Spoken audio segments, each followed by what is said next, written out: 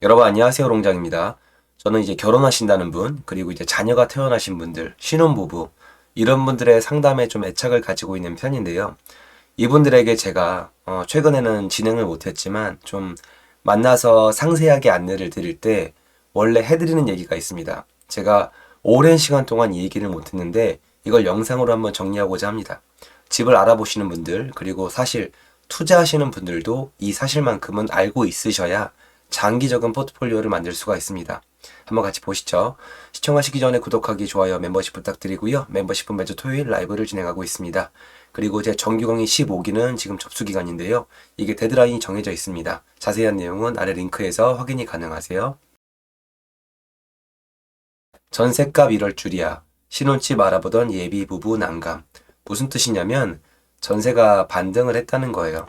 근데 여러분 보시면 느끼시겠지만 기사는 현재 현상? 사실 이미 지나간 거예요. 이미 지나간 걸 쓸 수밖에 없는 게 근거가 있어야 될 거 아니에요. 근거 없이 무슨 얘기 했다가 조금만 틀리면은 각종 공격이 들어오는 지금 언론의 이 생태계에서 언론은 어쩔 수 없이 후행성을 띨 수밖에 없습니다. 그리고 보시다시피 앞으로 있을 입주 같은 것도 근시안적이에요. 제가 신혼부부분들이 오면은 제가 무슨 상담 해줄지 여러분 뻔히 아시죠? 최근에 했던 건 거의 두 가지밖에 없어요. 첫 번째로 저는 전세를 택하라는 얘기를 안 해요. 무슨 얘기를 하셔도 상관이 없어요. 제가 그렇게 했기 때문에 솔직하게 말씀드리고 싶어요. 전세를 택하라는 얘기를 안 하고요. 두 가지 중에 하나예요. 첫 번째, 내 집 마련해라. 사서 떨어지면 버텨라. 단순하게 들리시겠죠. 단순하게 들리시겠지만 내 집 마련해서 버틴 사람 중에 장기간적으로 마이너스 본 사람이 거의 없어요. 특히 수도권에서는.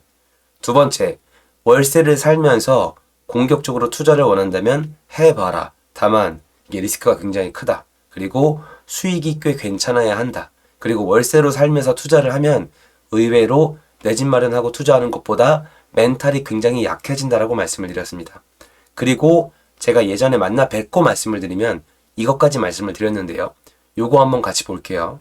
지금 보면은 전셋집을 알아보던 신혼부부를 말씀하신 거잖아요. KB에서 매주 제공을 합니다. 매주 금요일 날 KB 리본에 들어가면은 로그인 후에 이 주간 시계열을 받을 수가 있는데요. 이게 더 옛날 것도 있습니다만 그러면 너무 길어지고요. 같이 한번 보도록 할게요. 이게 여러분 보시면은 매매가가 있고 전세가가 있어요. 지금 전세가예요. 2008년도부터 보면 지금 한 15년어치를 보는 건데 한번 쭉 보면서 간단히 설명을 드릴게요. 전세가 이렇게 내려갑니다. 내려가는 기간이 있고 쭉쭉 내려볼게요. 올라가다가 더 많이 올라가죠. 주춤하고요. 푸릇푸릇하고요. 올라갑니다. 올라가요. 멈칫하다가 올라가고 멈칫하다가 한동안 별 볼 일 없이 돌아갑니다. 조금 올라가는가 싶다가 다시 별 볼 일 없다가 올라가기 시작하다가 반복을 하다가 좀 내려가는 곳이 생겼다가요. 조금씩 감이 오다가 올라갑니다. 그러다가 별 볼 일 없는 기간이 또 한참 지나다가요. 그죠? 별 볼 일 없습니다. 그러다가 좀 힘든 기간, 안 좋은 기간을 맞았죠. 2018년에 지금 9.13 대책이랑 헬리오시티 입주가 있었죠. 자, 그러다가 이제 엄청나게 올라갑니다. 이게 임대차 3법 통과 후죠. 그러다가 지금 별 볼 일 없다가 완전히 와장창창 무너지는 거예요. 이걸 보셔야 돼. 이 연속성을 보셔야 되는 이유를 말씀을 드릴게요. 여러분이 지금 이 KB는 여러분 현실성이 있어요. KB 시계열이 중요한 게 아니라 KB의 시세가 중요한 거예요. KB의 시세를 가지고 여러분이 대출을 받으세요. 이게 의미가 없을까요? 어마어마한 의미를 가지고 있기 때문에 KB 시세는 의미가 있을 수밖에 없어요. 대출의 척도예요. 대출은 한국 경제에 어마어마한 파급 효과를 미칩니다. 그런데 지금 저랑 같이 보신 15년 동안에 이거 왜 있어요? 전세가가 그렇게 하락한 적이? 전세가가 사실은 여러분 이렇게 들으면 되게 이중적으로 들리겠지만 오를 수밖에 없어요. 왜 그랬냐? 집주인은 세금을 내거든요. 집주인은 아무튼 간에 비용을 내고 그리고 매도에 대한 리스크를 져야 돼요. 그러니까 우리가 매도 차익이 생기고 얘네가 돈 번 거밖에 기억이 안 나서 그렇지 집주인들은 예나 지금이나 실패하면 죽어나갈 수밖에 없어요. 절 보세요 여러분. 가장 그나마 솔직하게 투자하는 절 보세요. 안 좋은 시기에는 얄짤 없어요. 진짜 정말 고통을 견뎌내야 되거든요. 그런데 전세에는 리스크가 안 들어있기 때문에 집주인들이 비용을 내면서 리스크를 감당하면서 이게 알게 모르게 좀 오릅니다. 제 주장이 아니라 여기 역사에 보이시죠? 근데 이때를 빼고 여러분 2008년도에 한 요 정도 기간 9월달, 10월달, 11월달, 12월달, 1월달 잠실 입주가 있었잖아요. 이때 한 반년 동안 이 기간을 제외하고 어떠세요? 없어요. 뭐가 없냐? 좀 지루하시겠지만 같이 쭉 내려볼게요. 여러분이 느끼시기를 바래요. 저는 굉장히 자주 보는 거거든요. 뭐냐? 전세가의 폭락. 이게 몇 년 만이에요? 15년 만이에요. 자주 있는 일이 아니에요, 여러분. 이걸 알려줘야 되는데 15년 만에 이 일이 발생하면서 한국 사회는 어떤 이미지가 만들어지고 있냐? 전세의 종말, 앞으로 전세의 폭락이 예견되어지고 있습니다. 하지만 현실은 어떠냐? 이겁니다. 이게 지금 86년도부터 한 대략 30년이 넘죠. 35년, 40년 사이가 있는 서울 아파트 전세가만 남겨놓은 거예요, 여러분. 전세만이 매매가가 아니라 전세가의 움직임이에요. 어떠세요? 우상향했죠. 전세는 올라간단 말이에요. 그러면 제가 신혼부부한테 이걸 왜 보여주겠어요? 이건 알고 들어가라는 거예요, 제 말은. 전세가는 장기적으로 올라갈 확률이 높습니다. 라고 말씀을 드리는 거예요. 근시안적으로는 못 맞춰요. 무슨 일이 일어나면은 내가 맞췄죠, 보세요. 이렇게 튀어나오는 사람이 많아요. 정작 그 일을 해야 되는 게 전데 잘 못해요. 왜냐면 제가 알거든요. 제가 투자를 해보면은 근시안적인 미래를 맞출 수 있는 사람은 백만장자일 수밖에 없어요. 억만장자. 어렵거든요. 그럼 전세가가 이렇게 올라간다는 거는 일단 요걸 생각을 해봐야 돼요. 여러분, 신혼부부는 최근 트렌드가 뭐가 바뀌었냐면 예전에 우리 부모님이 살 때는요. 월 소득이 얼마 안 됐어요. 지금 고소득자가 늘어난 거예요. 그럼 월 소득이 200만 원이 있어요. 200만 원 중에서 50만 원 월세 내버리는 거랑 그리고 30만 원 전세 이자 내는 거랑 큰 차이가 나요. 돈을 얼마나 모을 수 있냐는 차이가 있어요. 소득이 많은 분들은 월세를 내고 나서도 충분한 여력이 되기 때문에 돈이 모이겠지만 예전에 소득이 부족할 때는요. 월세를 많이 내거나 전세 대출 이자가 비싸면 돈이 안 모여요. 그래서 그 미세한 차이가 결정의 요소가 됐기 때문에 전세를 택했어요.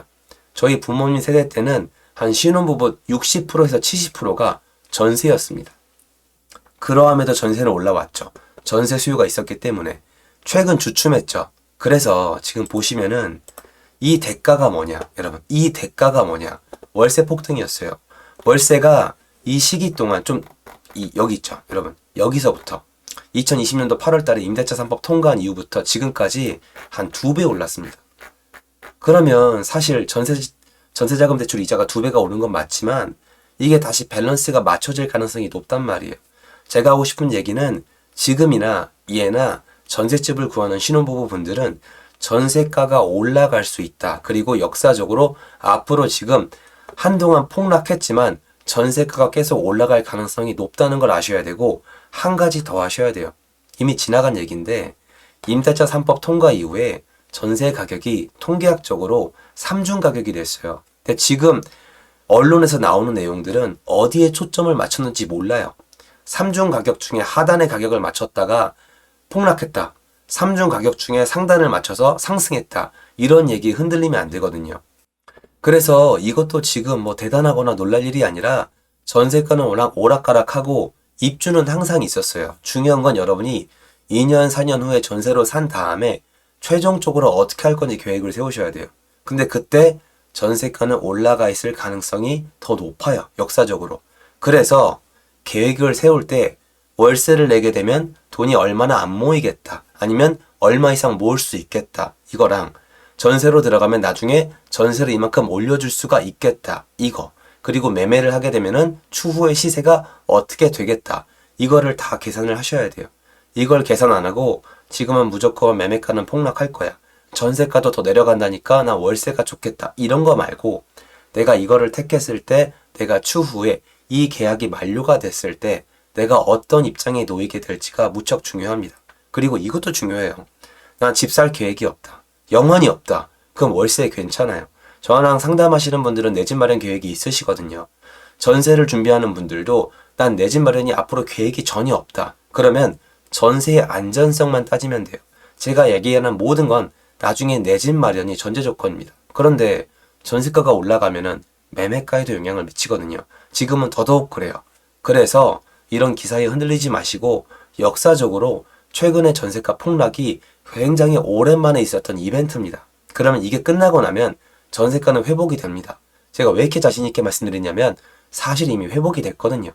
이미 제가 말씀드렸지만 매매가의 흐름보다 한 서울은 4개월 정도 느려요. 근데 서울 아파트가 그래도 체감 가능하게 올해 한 1월부터는 반등을 했거든요. 그러면 지금 빼면은 매매 시장의 1월달 역할이니까 지금 바닥을 다지고 조금씩 올라오는 모습을 여기저기서 포착할 수가 있어요. 다만 인근에 입주가 있으면 좀 어렵긴 하지만 시간이 지나면 알겠죠. 제가 봤을 땐 전세가도 이미 회복 국면에 들어왔습니다.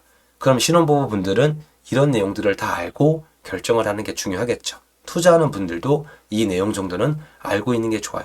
전세가가 자주 이렇게 폭락한 게 아니에요. 이벤트였다고 생각하는 게 맞다고 생각합니다. 도움되었으면 좋겠고요. 제 영상 여기까지입니다. 감사합니다.